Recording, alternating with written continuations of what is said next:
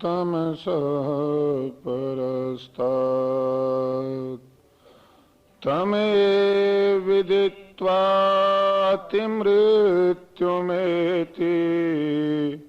नान्यपन्थः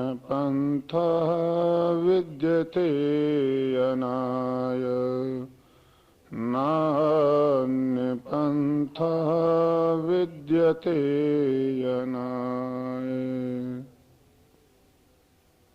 आदर एवं सम्मान के योग्य इस संस्थान के अध्यक्ष पद पर आसीन समादरणीय श्री केवल कृष्ण जी पुरी, श्रद्धेय बहन इंदू जी पुरी, आदरणीय पंडित जी,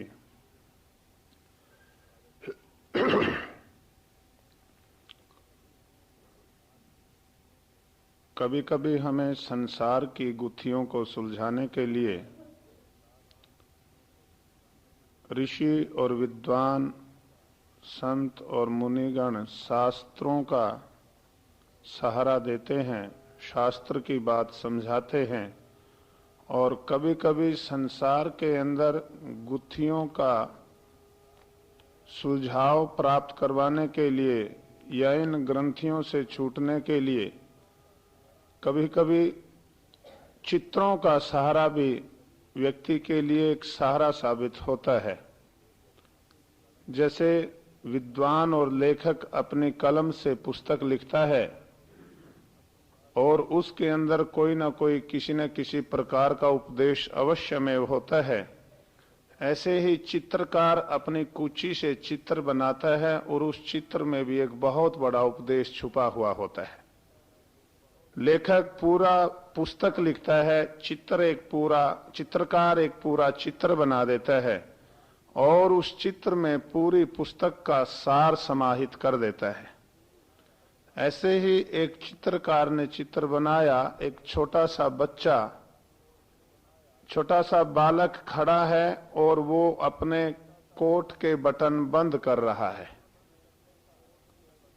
कोट के बटन बंद करने का सही तरीका ये है कि ठीक नीचे से बंद करना शुरू करो और जिधर का बटन है आगे उधर का काज में उसे फिट कर दिया जाए, फिर दूसरे बटन को दूसरे काज में लगा दिया जाए, फिर तीसरे बटन को तीसरे काज में लगा दिया जाए। तो ऐसे बारी बारी से बटन और काज को आपस में मिलाते हुए सारे बटन बंद हो जाते हैं। परंतु उस बच्चे से हुआ क्या, नीचे से बटन तो पहला ले लिया और काज दूसरा ले लिया, काज पहला नहीं लिया गया, नीचे उससे भूल हो गई।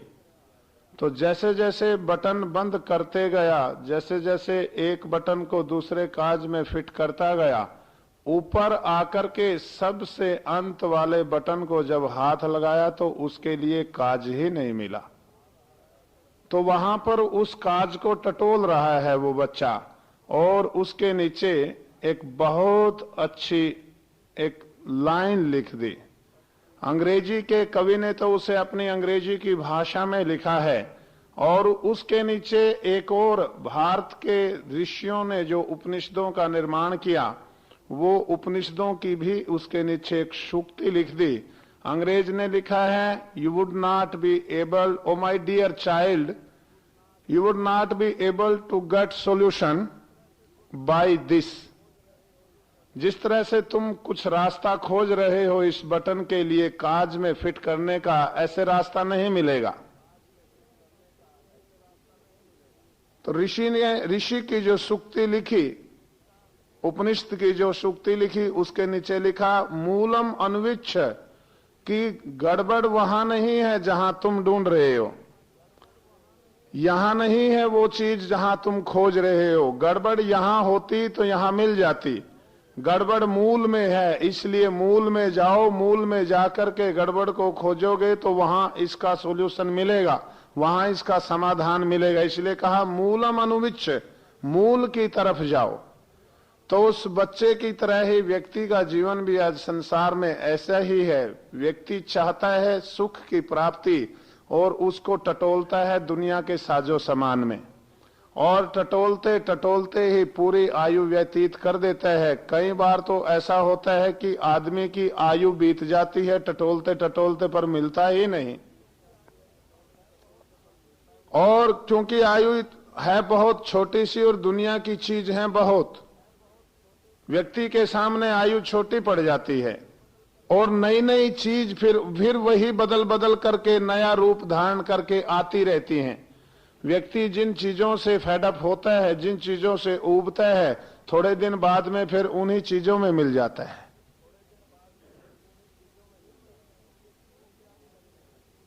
फिर वही चीज व्यक्ति को प्यारी लगने लगती है।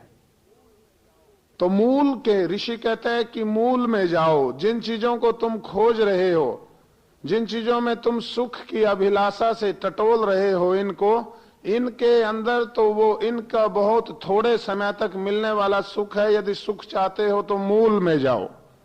मूल के लिए ऋषि ने पूछा कि मूल में कैसे जाया जाएगा, तो ऋषि कहते हैं कि योग के द्वारा, योगाभ्यास के द्वारा इन सब के मूल में जाया जाता है।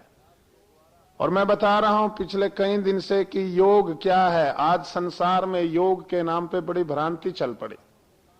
किसी से पूछो, वो कहते हैं ब्रह्म में लीन हो जाना ही योग है। किसी दूसरे से पूछो तो वो कहता है कि भूमि के अंदर मिट्टी में दबे रहना कई दिन तक ये योग है। अभी मैं दिल्ली पीछे गया तो वो एक बहुत बड़ा कटआउट बोर्ड लगा हुआ था। उसमें था कि पायलट बाबा, प्रसिद्ध हिमालय के योगी 7 दिन तक भूमि में रहेंगे। मैंने कहा मेंढक 7 महीने तक रहता है। सर्दियों में जब बहुत भयंकर सर्दी हो जाती है तो मेंढक ऊपर नहीं रहते, फिर तालाब की तलहटी में जाकर के बैठ जाते हैं, क्योंकि उनको तो वो कला है। तो कोई कहता है कि योग तो भूमि में दब करके पड़े रहने का ही नाम योग है।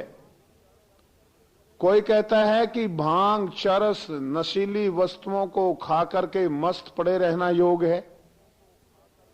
किसी से पूछो तो वो कहता है कि उपवास करा करके बहुत लंबे समय तक उपवास करा देते हैं और फिर नीचे से ऊपर से एक यहां गर्दन के पास से नाड़ी दबा देते हैं तो व्यक्ति को मूर्छा आ जाती है।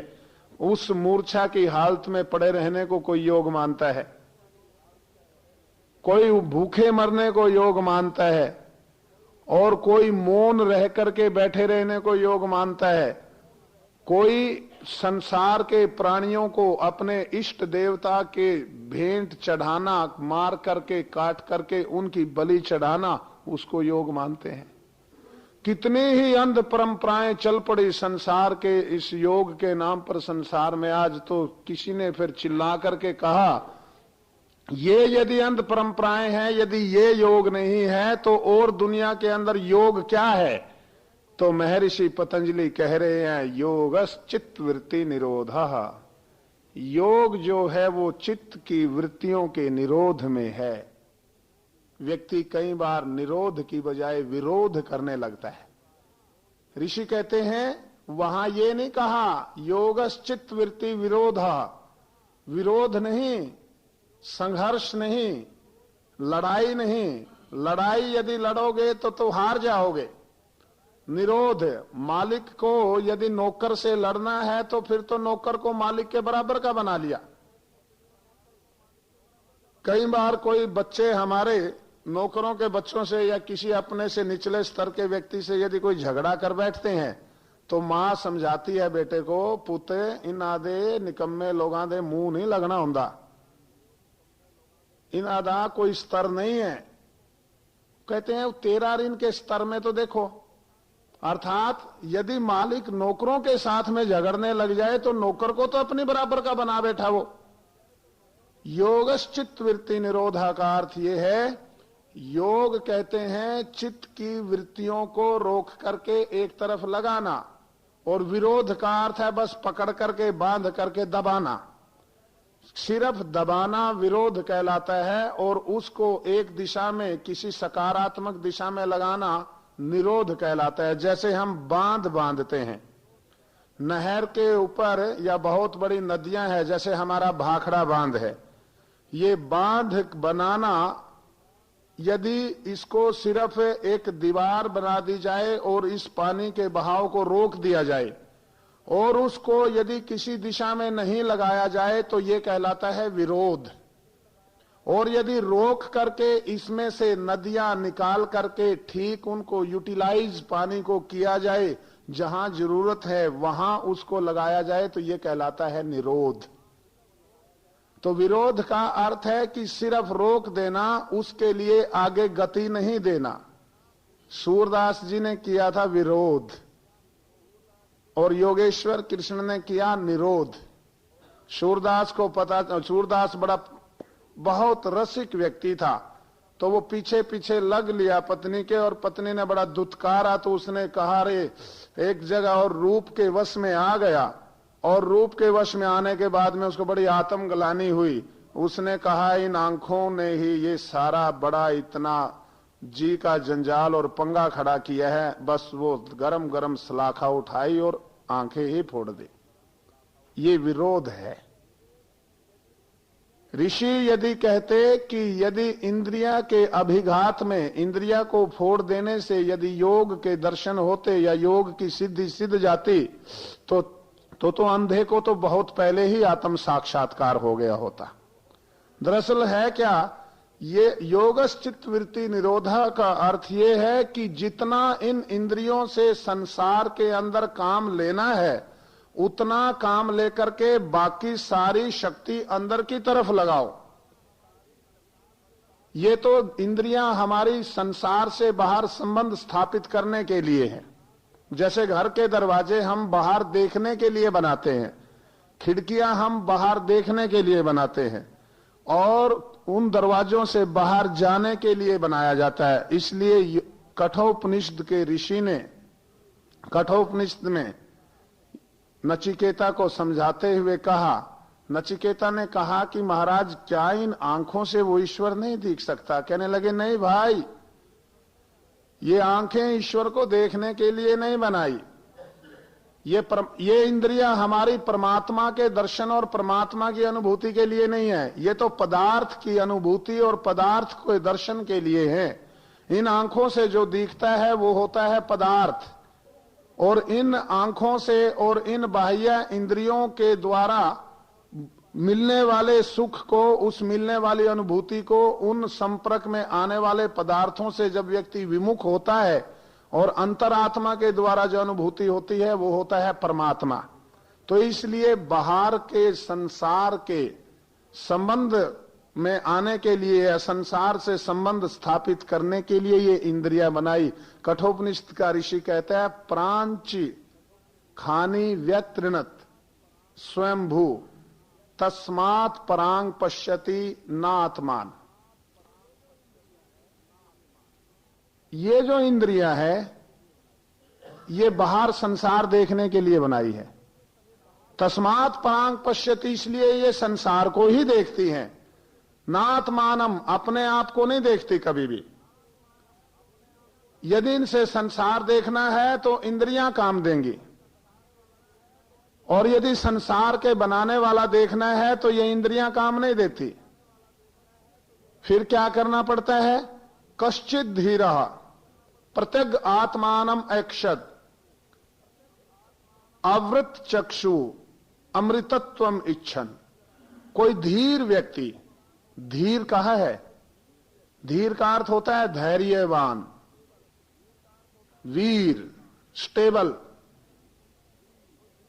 लो पुरुष।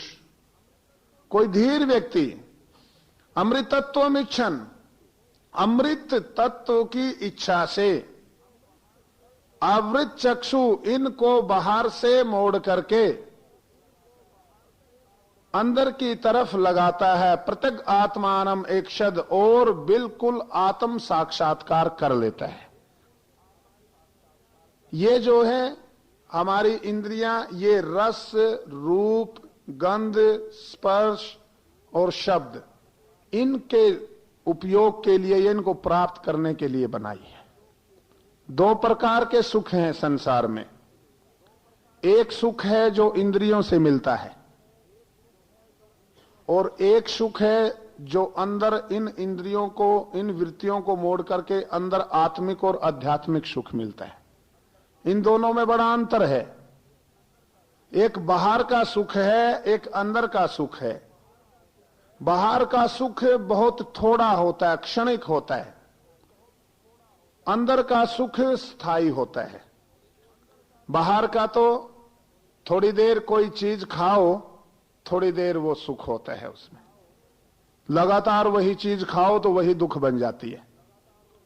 1 महीने के बाद में किसी को 2 चम्मच, 1 चम्मच हलवे का खिलाओ तो वो हलवा खाने से पहले 3 बार होठों पे जीभ फेरता है और 3 बार 1 चम्मच हलवे का खाने के बाद में फेरता है, बड़ा चाटता है होठों को।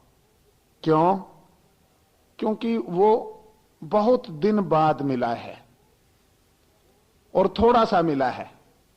और यदि व्यक्ति को महीने भर तीनों समय ब्रेकफास्ट, लंच, डिनर हलवा ही हलवा खिलाओ तो फिर होठों पे जीभ नहीं फेरेगा, हलवे को देखते ही उल्टी कर देगा। जिसमें सुख था,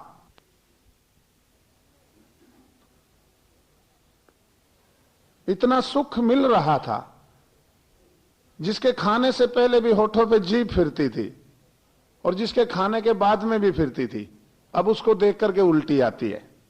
क्यों? सांसारिक सुख दुख मिश्रित होता है, उसमें कहीं ना कहीं दुख मिला रहता है। एक व्यक्ति के लिए सुख है, मीठा जो पहलवान है उसके लिए सुख है, जो स्वस्थ व्यक्ति है उसके लिए सुख है, और जो शुगर का पेशेंट है उसके लिए बहुत बड़ा दुख है। घी पहलवान की जान होता है और हार्ट के पेशेंट की जान को निकालने वाला होता है। एक का सुख है तो दूसरे का दुख है, क्योंकि संसारिक सुख जो होते हैं वो दुख मिश्रित सुख उनमें होता है और वो क्षणिक होते हैं। थोड़े समय उनके संपर्क में रहो तो सुख मिलता है, क्षणिक, थोड़े समय। और यदि बहुत लंबे समय संपर्क में रहे तो फिर सुख नहीं मिलता, फिर तो वो दुख में परिवर्तित हो जाता है।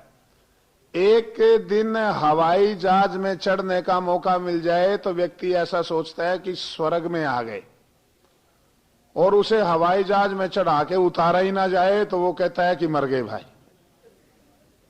क्योंकि वो दुख बन गया। पहले दिन बच्चा, जब छोटा बच्चा होता है, उसे घोड़ी पे चढ़ाते हैं तो बड़ा सुख मिलता है बच्चे को, और चढ़ा के उतारा ही ना जाए तो फिर बच्चा कहता है कि मैं मरा नहीं तो मम्मी जल्दी उतारो। थोड़ा क्षणिक सुख है। अंदर का सुख जो है वो बहुत स्थायी सुख है। अंदर से आत्मिक और परमात्मा के संपर्क से प्राप्त होने वाले आनंद से व्यक्ति कभी ऊबता नहीं, वो बढ़ता ही चला जाता है। इनके साथ में व्यक्ति, प्रकृति के साथ में व्यक्ति जितना जितना जुड़ता है उतना उतना प्रकृति का सुख घटता चला जाता है। अब परिभाषा और सिद्धांत सुन लो।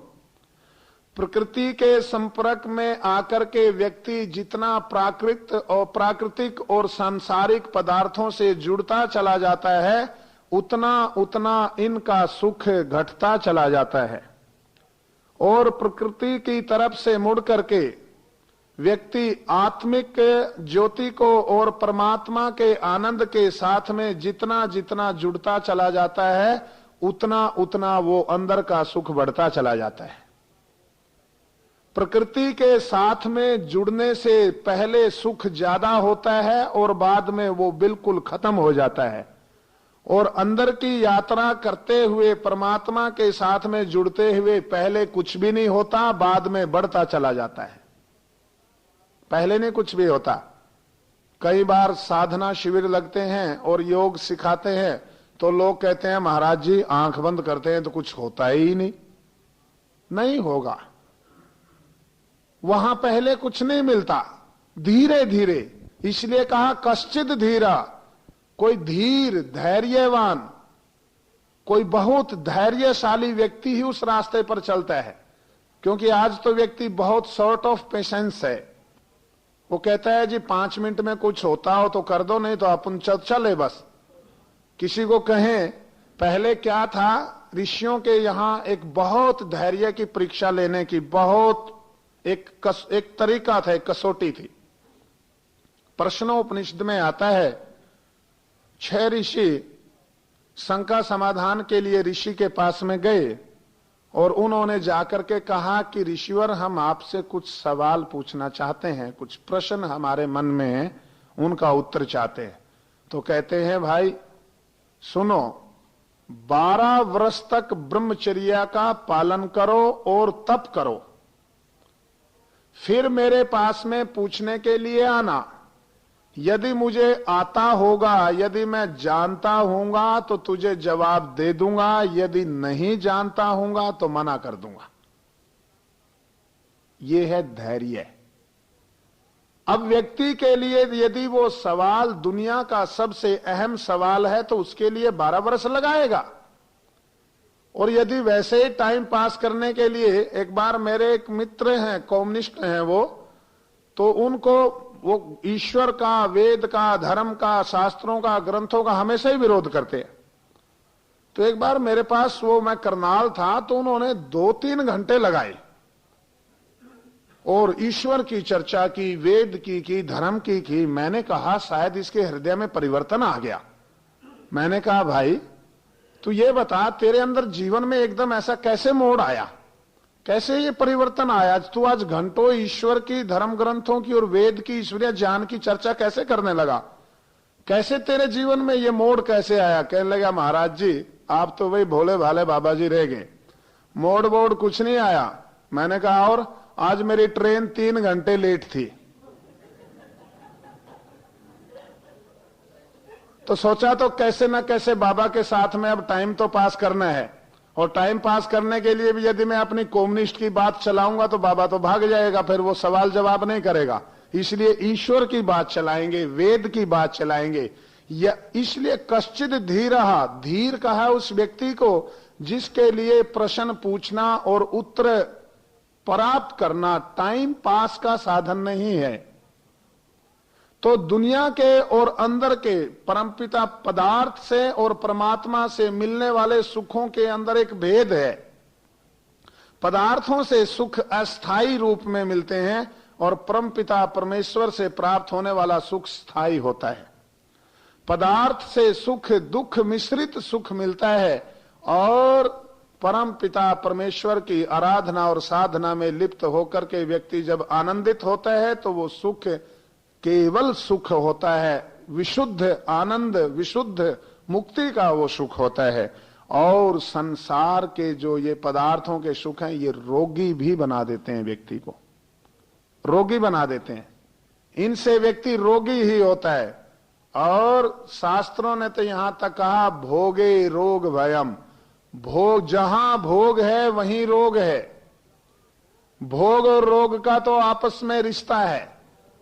रोग से यदि छुटकारा चाहते हो तो भोगाभ्यास बंद करो, योगाभ्यास शुरू करो।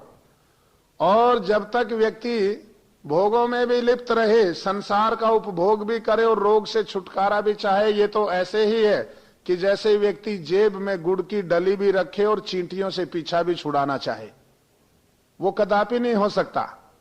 जब तक जेब में गुड़ की डली रहेगी तब तक तो चींटियां उस व्यक्ति के पीछे ही लगी रहेगी, वो स्थान चाहे कितने बदल ले। व्यक्ति क्या सोचता है कि यहां चींटियां ज्यादा है, मैं ऊपर छत पे लेट जाता हूं, जाकर के वो छत पे फिर पहुंच जाती है चींटियां, छत से फिर और दूसरी छत पे चला जाता है, फिर आ जाती है, फिर दूसरे स्थान पर चला जाता है, फिर वहां पहुंच जाती है। जब तक व्यक्ति उस मूल कारण को नहीं हटाएगा, उस गुड़ की डली को जेब से निकाल करके नहीं फेंकेगा, तब तक चींटियां पीछे छोड़ने वाली नहीं है। ठीक इसी प्रकार व्यक्ति जब तक पदार्थों के भोग से अपने आप को मोड़ करके परम पिता परमेश्वर से संबंध स्थापित करने के लिए योग में प्रवृत्त नहीं होगा, तब तक ये संसार के रोग भी उसका पीछा छोड़ने वाले नहीं है। इसलिए ऋषियों ने कहा भोगे रोग भयम, भोग के अंदर तो रोग का भय हमेशा लगा ही रहता है। इन पदार्थों का, इन सांसारिक सुखों का उपयोग जो है वो मनुष्य को रोगी भी बना देता है और आत्मिक, आध्यात्मिक और योगाभ्यास से प्राप्त होने वाला सुख व्यक्ति को स्वस्थ बनाता है, स्वस्थ ही रखता है। वो कभी भी व्यक्ति को रोगी नहीं बनाता। शरीर चाहे कैसा हो जाए, आत्मिक बल इतना होता है कि जिसका कोई ठिकाना ही नहीं।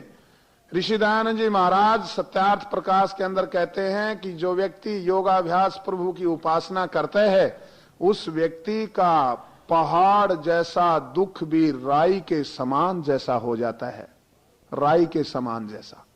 और जो व्यक्ति नहीं करता, संसारिक भोगों में ही लिप्त है, उसका राई जैसा दुख भी पहाड़ जैसा हो जाता है। किसी को थोड़ा क्या होता है, कई बार ऐसा होता है, एक बार हम गए तो सड़क से ऐसे जा रहे थे, बस और ट्रक आपस में एक्सीडेंट हो गया, तो तीन व्यक्ति मर गए, कुछ घायल हो गए। हमने भी गाड़ी रोकी, अंदर से घायलों को निकाला और कहा भाई इस गाड़ी में डालो। एक व्यक्ति भाग करके आया, अरे क्या हो गया, परे हटो, परे हटो। और दो व्यक्ति उसने मरे हुए देखे तो उनको देखते ही बेहोश हो गया। पहले तो बड़े जोश से आ रहा था और फिर एकदम ऐसे बेहोश होया कि उसका तो बस बेचारे के, मैंने कहा लो अब इनको पहले गाड़ी में डालें या इसको डालें, ये एक और नई बीमारी आ गई। तो संसार के अंदर इनका सुखों का, जब तक इंद्रियों से मिलने वाले सुख और हैं और इन वृत्ति को रोक करके अंदर की तरफ मिलने वाला सुख और है। पदार्थों के सुखों में लिप्त रहने वाला व्यक्ति मन और इंद्रिय का दास हो जाता है। किसी से पूछो भाई सत्संग में चलो, क्या करें जी, मन नहीं मानता।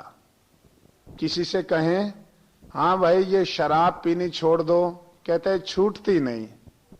किसी से कहो भाई बीड़ी पीना छोड़ दो, छूटती नहीं। किसी से कहो ये जुआ खेलना छोड़ दो, मैं छोड़ना तो चाहता हूं परंतु ये छूटती नहीं। क्यों? इंद्रिय और मनों का वो नौकर बन गया, दास बन गया। जो मालिक था वो तो नौकर बन गया और जो नौकर थे वो मालिक बन गए।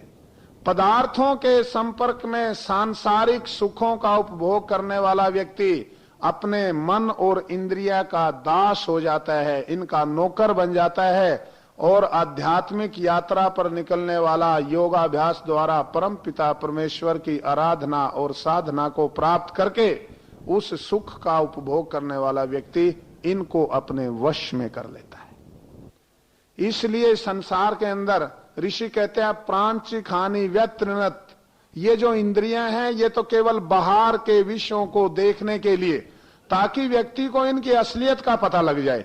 देखो आंख ना हो तो रूप की असलियत का पता नहीं लगता, और आंख वृत्ति का अर्थ यह है कि हमारा देखने का नजरिया, वृत्ति का अर्थ है कि वृत्ति का निरोध करने का अर्थ है कि नजरिया बदले।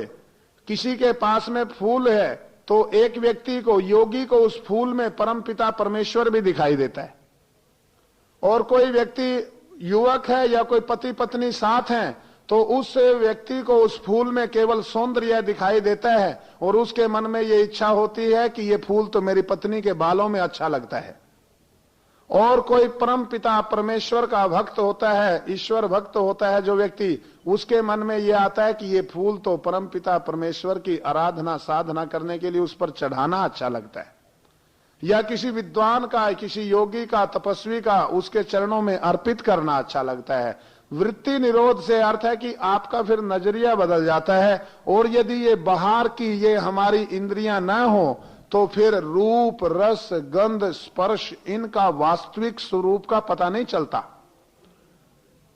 व्यक्ति को आंख ना हो तो रूप का पता ही नहीं चलता। अंधे के लिए कुछ भी रूप नहीं होता। टेढ़ी खीर, जो टेढ़ी खीर, आपने एक मुहावरा सुना होगा कि ये काम करना तो बहुत टेढ़ी खीर है। वो टेढ़ी खीर मुहावरा ही अंधे से शुरू हुआ है। अंधा और एक आंख वाला व्यक्ति बैठे हुए खीर खा रहे थे, तो अंधे ने पूछा भाई खीर कैसी है?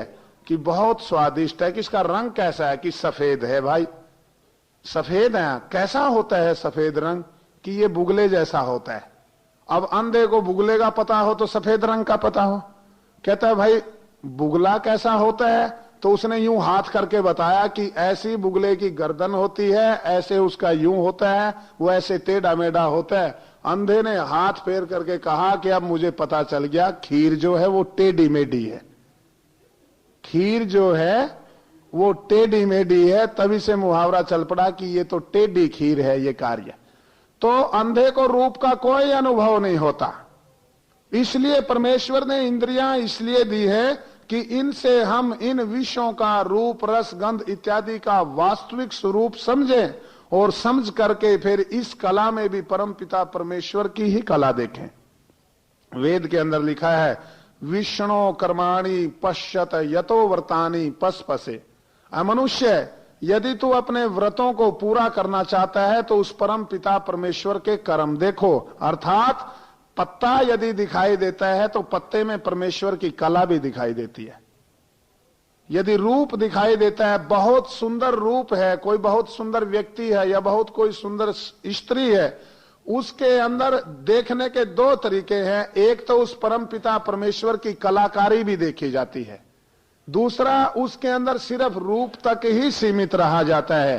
तो योग दर्शन का ऋषि कहते हैं और कठोपनिषद का ऋषि कहते हैं कि इन इंद्रियों से तो बाहर के विषयों से सिर्फ संपर्क स्थापित होता है। कश्चित धीरा, कोई धीर पुरुष होता है, इनको रोक लेता है बाहर से बहाव को, और फिर क्या होता है, अंदर का सुख प्राप्त होने लगता है। और जब असली चीज मिल जाती है तो नकली अपने आप छूट जाती है। फिर नकली के लिए दबाव नहीं देना पड़ता।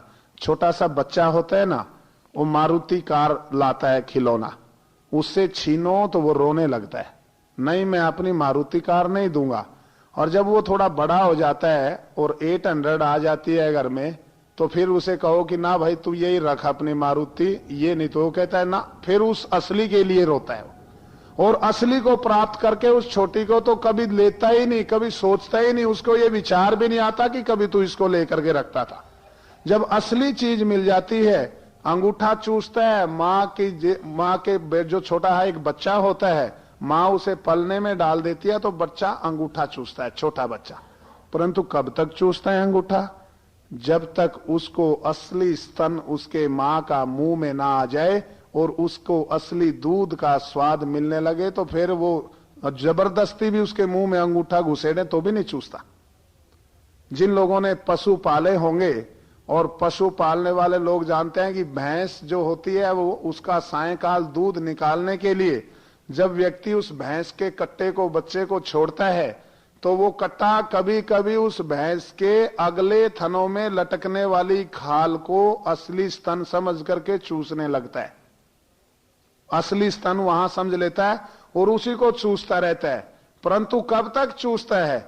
जब तक उसके मुंह में असली स्तन न दे दिया जाए। जब असली स्तन उसके मुंह में वो दूध से भरा हुआ चला जाता है तो फिर वहां लगाने पर भी नहीं चूसता। ठीक इसी प्रकार मनुष्य सांसारिक पदार्थों के सुख की ऐषणाओं के वशीभूत होकर के पृथ्वी और आकाश रूपी दो टांगों के बीच में लटकने वाली इस विषय वासनाओं की खाल को चूसता रहता है। परंतु कब तक? जब तक इसे परम पिता परमेश्वर के वास्तविक आनंद की अनुभूति नहीं होती, और जब हो जाती है तो फिर इनके अंदर से अपने आप उसका रस समाप्त हो जाता है। फिर वो उसके लिए रूप नहीं रहता, उसके लिए गंध नहीं रहती, स्पर्श नहीं रहता, शब्द नहीं रहते। फिर व्यक्ति का हट जाता है अपने आप में। किसी व्यक्ति को जबरदस्ती, और वैसे यदि असली चीज न मिले तो व्यक्ति मरता है। व्यक्ति बुराई भी तभी छोड़ता है जब उसको कुछ मिले। मैंने कल भी कहा था आपको, व्यक्ति शराब इसलिए पीता है कि उससे सुख मिलता है। यदि उससे बड़ा सुख मिल जाए तो शराब अपने आप छूट जाती है। इसलिए योगाभ्यास आध्यात्मिक शिविरों में व्यक्ति की बुराइयां छूट जाती है।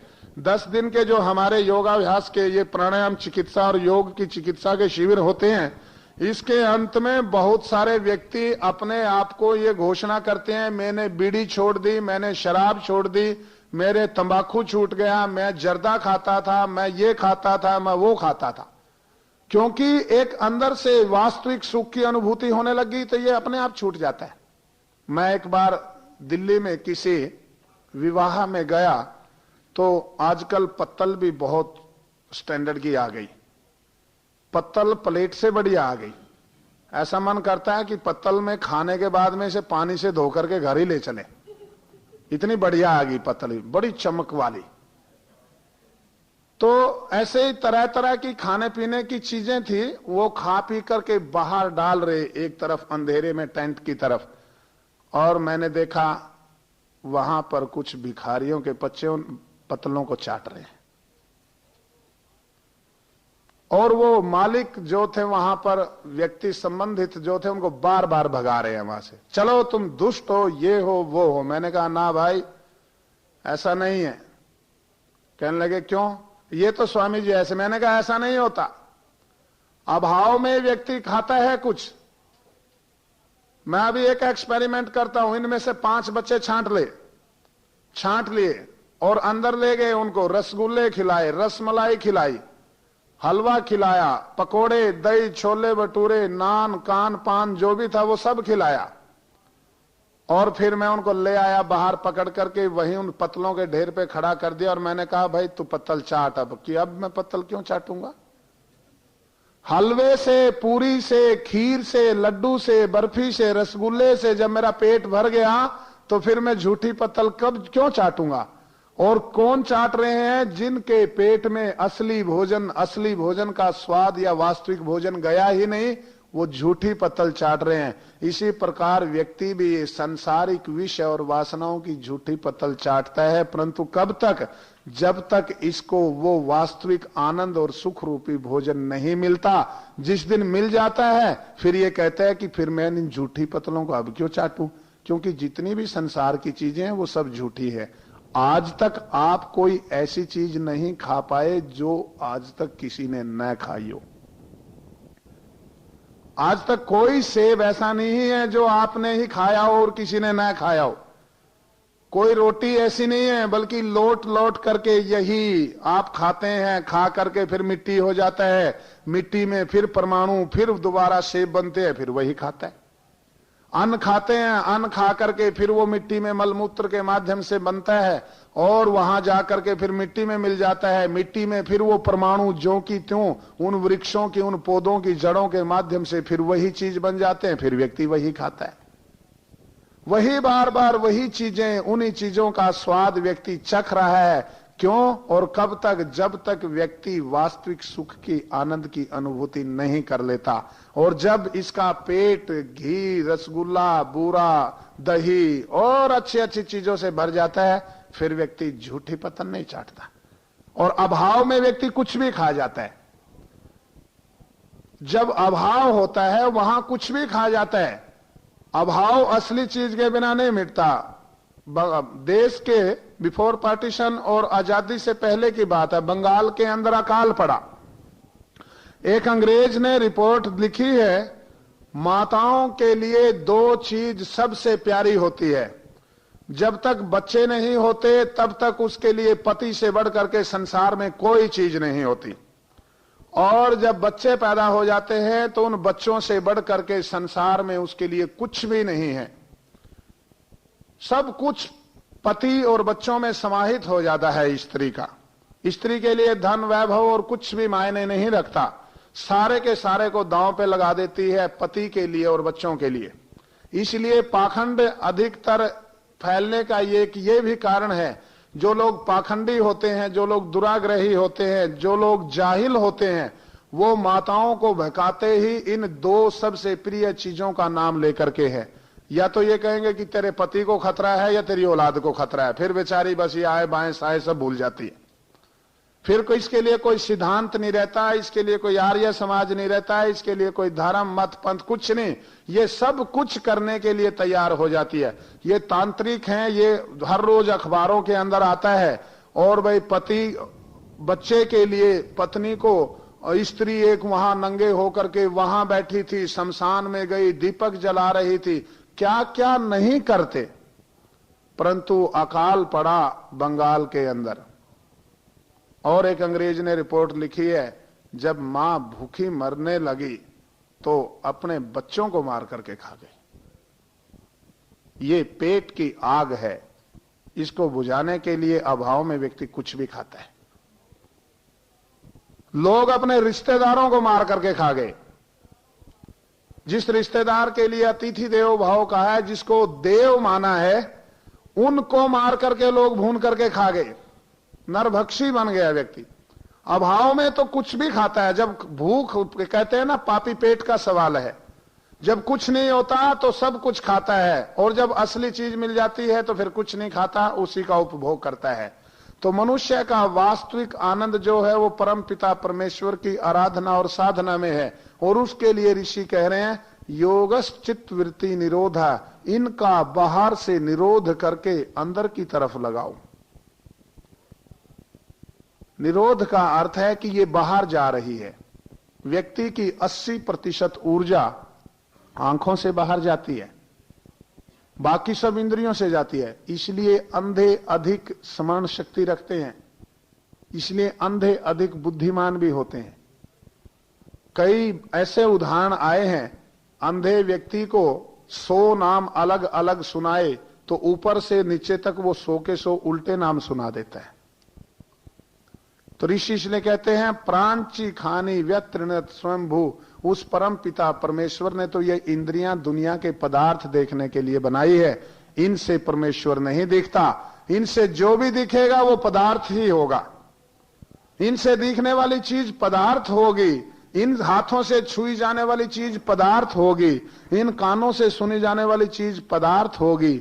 उसको तो अंदर कश्चित धीरा आवृत चक्षु, बाहर के दरवाजे बंद करके और अंदर बैठ करके कोई धीर पुरुष फिर अपने आप के दर्शन करता है। और जो आत्म ज्योति के दर्शन कर लेता है, उसी व्यक्ति को फिर परम पिता परमेश्वर की ज्योति भी दिखाई देने लग जाती है। और उस ज्योति को प्राप्त करके फिर व्यक्ति कह उठता है प्राप्तम प्रापणीयम, मैंने वो चीज प्राप्त कर ली जिस चीज को प्राप्त करने के लिए हम यहां आए थे, और मैंने वो चीज कह दी जिस चीज को कहने के लिए मैं यहां आया था। घड़ी चली गई वहीं पर जहां हर रोज जाती है। ओम शांति। दो बातों का हम सब श्रवण कर रहे थे।